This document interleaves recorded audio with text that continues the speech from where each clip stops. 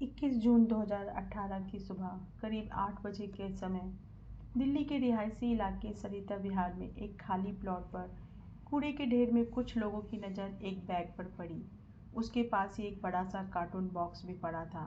हालांकि कचरे के ढेर में ऐसी चीज़ों का पड़ा होना एक नॉर्मल सी बात थी, लेकिन इन दोनों चीज़ों ने लोगों का ध्यान अपनी ओर इसलिए खींचा क्योंकि उस बॉक्स में से बहुत तेज बदबू आ रही थी और उसके आसपास से गुजरने वाले लोग उससे परेशान थे। उन लोगों ने इस बात की सूचना पुलिस को दी। कुछ ही मिनटों में दिल्ली पुलिस भी मौके पर आ पहुंची, लेकिन जैसे ही उस बैग और बॉक्स को खोला गया तो पुलिस वालों के भी होश उड़ गए थे, क्योंकि उस कार्टून बॉक्स में एक लड़की की लाश थी और वे भी 7 अलग-अलग टुकड़ों में। हाथ, पैर, सिर, गर्दन, यानी सब कुछ अलग-अलग था। पुलिस ने लाश को बरामद करते ही उसे पोस्टमार्टम के लिए भेज दिया, लेकिन जिस तरह से लाश को 7 अलग-अलग टुकड़ों में काटकर बैग और कार्टून बॉक्स में भरकर निपटाया गया था, उससे यह तो साफ था कि मामला कत्ल का है। लेकिन मरने वाली लड़की कौन थी और कहाँ रहती थी, उसका कत्ल किसने किया था, उसकी लाश के इतने टुकड़े किस वजह से किए गए, यह सभी सवाल पुलिस के मन में थे, जो अभी अनसुलझे थे। पुलिस को इन सभी सवालों के जवाब जानने और कातिल तक पहुंचने के लिए सबसे पहले मरने वाली लड़की की पहचान करना जरूरी था। लेकिन पुलिस के सामने सबसे बड़ी प्रॉब्लम यह थी कि आसपास के इलाके में रहने वाले लोगों से पूछताछ करने पर, साथ ही उस बैग और कार्टून की पूरी कहानी बताने के बाद भी मरने वाली लड़की की कोई शिनाख्त नहीं हो पाई थी। यहाँ तक कि उस लड़की ने जो कपड़े पहने हुए थे, पुलिस ने आसपास के लोगों को वह कपड़े भी दिखाए, लेकिन फिर भी कहीं से कोई सुराग नहीं मिला। इसके बाद आसपास के इलाके के तमाम गुमशुदा लोगों की लिस्ट तैयार की गई, लेकिन फिर भी कहीं से कुछ पता नहीं चला। इसी तरह कोशिश करते करते कई दिन बीत गए, लेकिन फिर अचानक जांच के दौरान पुलिस की नज़र एक ऐसी चीज़ पर पड़ी जिससे पुलिस को लगा कि शायद इससे मरने वाले के बारे में कोई सुराग मिल जाए। दरअसल कातिलों ने जिस कार्टून बॉक्स में लाश के टुकड़े भरकर उस कूड़े के ढेर में फेंके थे, उस बॉक्स पर एक कोरियर कंपनी का एड्रेस लिखा हुआ था। पुलिस ने सोचा कि हो सकता है शायद इस एड्रेस से ही कोई सुराग मिल जाए, इसलिए पुलिस की एक टीम तुरंत गुरुग्राम में स्थित उस कोरियर कंपनी के ऑफिस पर पहुंची। वहां पहुंचकर पुलिस ने उस कंपनी के अफसरों को कार्टून बॉक्स की फ़ोटो दिखाई। इत्तेफाक से कोरियर वालों ने उस बॉक्स की पहचान कर ली। उन्होंने बताया कि इस तरह के कार्टून बॉक्स में उनके एक कस्टमर ने यूएस से कोई पार्सल बुक करवाया था। उस कस्टमर का नाम था जावेद अख्तर। इसके बाद कोरियर वालों ने बताए पते पर पुलिस तुरंत जावेद अख्तर के घर अलीगढ़ पहुंचती है। वहां पर उन्हें न सिर्फ जावेद मिल गया, बल्कि उसने अपने कार्टून बॉक्स की फ़ोटो की भी पहचान कर ली। पूछताछ करने पर जावेद ने बताया कि उसने 3 साल पहले ऐसे ही कई कार्टून बॉक्स में यूएस से ज़रूरतों का सामान मंगवाया था। उनमें से कुछ बॉक्स तो उसने अपनी नौकरानी को दे दिए थे और कुछ बॉक्स उसने दिल्ली के शाहीन बाग वाले अपने घर में रखवा दिए थे। जावेद अख्तर ने बताया कि शाहीन बाग वाले उस मकान में कुछ लड़के किराए पर रहते हैं। इसके बाद पुलिस तुरंत दिल्ली के शाहीन बाग पहुंची, क्योंकि अब पुलिस की सारी उम्मीदें जावेद अख्तर की नौकरानी और उसके शाहीन बाग वाले मकान पर टिकी हुई थी। यानी पुलिस को जो भी सुराग मिलना था वह इन्हीं 2 जगहों से मिलना था। इसलिए पुलिस की टीम सबसे पहले जावेद अख्तर की नौकरानी के घर पहुंची, लेकिन वहां पर वह खाली बॉक्स मौजूद थे। इसके बाद पुलिस जावेद के शाहीन बाग में स्थित मकान पर पहुंची, लेकिन पुलिस का माथा तब ठनका जब उन्होंने देखा कि वहां पर तो ताला लगा हुआ है। दरअसल जावेद ने यह मकान साजिद अली अंसारी नाम के एक व्यक्ति को किराए पर दे रखा था। साजिद पैसे से एक इंजीनियर था, लेकिन अचानक वह अपने पूरे परिवार को लेकर वहां से गायब हो चुका था।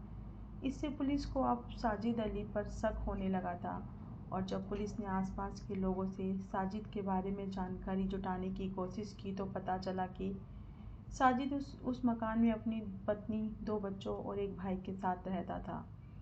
पड़ोसियों के मुताबिक साजिद ने उन्हें बताया था कि वो ये मकान छोड़कर जा रहा है, यानी अब वह कहीं और जाकर रहेगा। इसलिए उसने आसपास के दुकानदारों, धोबी और ऐसे ही काम करने वाले कई लोगों के पैसे भी चुका दिए थे।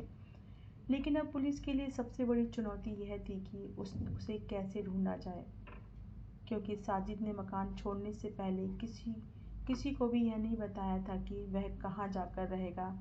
यहाँ तक कि उसने अपने दोस्तों और करीबी रिश्तेदारों को भी इस बारे में कुछ नहीं बताया था, जिसकी वजह से पुलिस का शक अब साजिद पर गहराने लगा था। लेकिन उस लड़की के कत्ल का राज जानने के लिए पुलिस को अब हर हाल में साजिद अली अंसारी तक पहुंचना जरूरी था। साजिद का पता लगाने के लिए पुलिस ने शाहीन बाग में दुकानदारों और पड़ोसियों से पूछताछ करनी शुरू की। इस पूछताछ में पुलिस को एक बहुत बड़ी कामयाबी मिली। पुलिस को पता चला कि साजिद का बड़ा भाई हसमत अली अंसारी भी शाहीन बाग में ही रहता है, लेकिन उसका मकान साजिद के मकान से थोड़ी दूरी पर है। हसमत के बारे में पता चलते ही पुलिस बिना देरी किए तुरंत उसके घर पर पहुंचती है। पुलिस को न सिर्फ हसमत बल्कि इत्तेफाक से साजिद भी वहीं पर मिल गया। लेकिन अब सवाल था कि क्या साजिद ही वह व्यक्ति है जिसने उस लड़की का कत्ल किया था।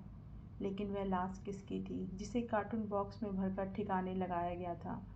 और अगर साजिद का इस कत्ल से कोई लेना देना नहीं था तो फिर अचानक उसने अपना मकान क्यों छोड़ दिया था। सवाल तो कई थे पर अभी जवाब एक भी नहीं था। लेकिन अब पुलिस को भी यह हर सवाल का जवाब चाहिए था। इसके बाद पुलिस ने साजिद और हसमत अली से पूछताछ शुरू की। पहले तो साजिद और हसमत ने पुलिस को गुमराह करने की बहुत कोशिश की। उन दोनों ने खुद को बेकसूर बताया। मकान बदलने को भी साजिद ने महज एक इत्तेफाक ही बताया। लेकिन जब पुलिस ने उन्हें वह कार्टून बॉक्स और बैग दिखाए तो जल्द ही सच्चाई सामने आ गई। उस कार्टून बॉक्स और बैग को देखकर साजिद की जुबान लड़खड़ाने लगी, जिसके बाद कड़ाई से पूछताछ करने पर उसने अपना जुर्म स्वीकार कर लिया कि उस लड़की का कातिल कोई और नहीं बल्कि वही है। और वह लड़की भी कोई और नहीं बल्कि उसकी पत्नी पत्नी राजवाला उर्फ जूही अंसारी थी। लेकिन सबसे बड़ा सवाल यह था कि आखिर साजिद ने अपनी ही पत्नी की जान क्यों ली और कत्ल करने के बाद उसे टुकड़ों में काटकर क्यों फेंका। उसने अकेले ही ठिकाने लगाया था या फिर इस काम में उसके साथ कोई और भी शामिल था।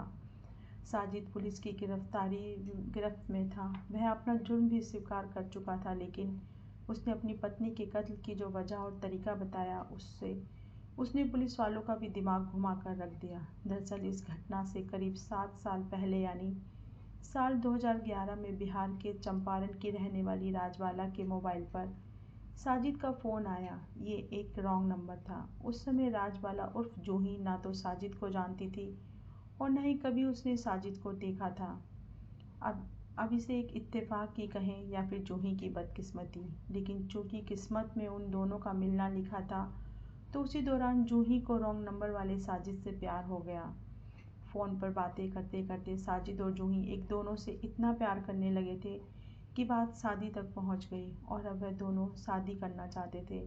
लेकिन उन दोनों का ताल्लुक अलग अलग धर्मों से था। साजिद एक मुस्लिम लड़का था तो वहीं राजवाला हिंदू धर्म से बिलोंग करती थी।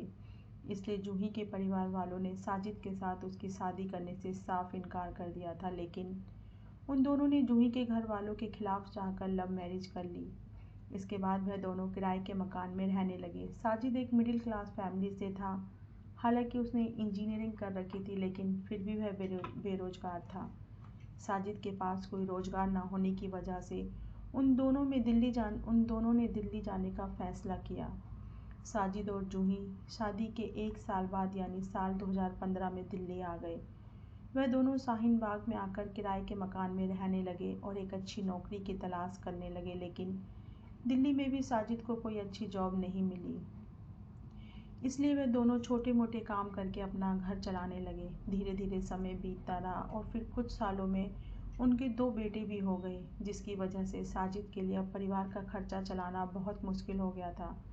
उसकी फाइनेंशियली कंडीशन भी इतनी खराब हो चुकी थी कि अब उन दोनों पति पत्नी के बीच पैसों को लेकर हर दिन झगड़े होने लगे।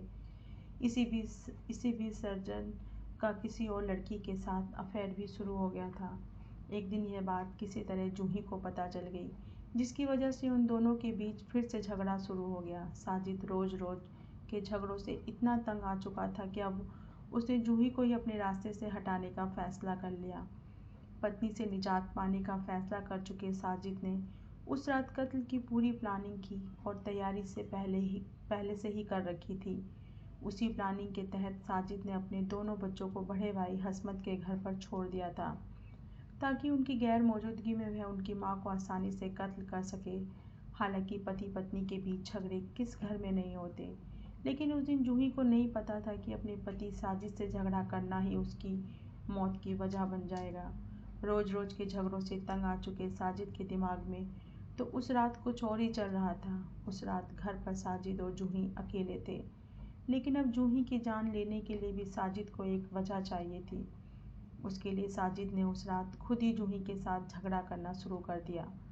उस रात पहले तो दोनों में जमकर कहासुनी हुई और फिर साजिद ने वही किया जो उसके दिमाग में पहले से ही चल रहा था। वह अचानक उसने लाश को ठिकाने लगाने के लिए अपने भाई इश्तियाक को बुलाया। ये दोनों ने मिलकर के उस दाव से उसके शरीर को टुकड़े टुकड़े कर दिए।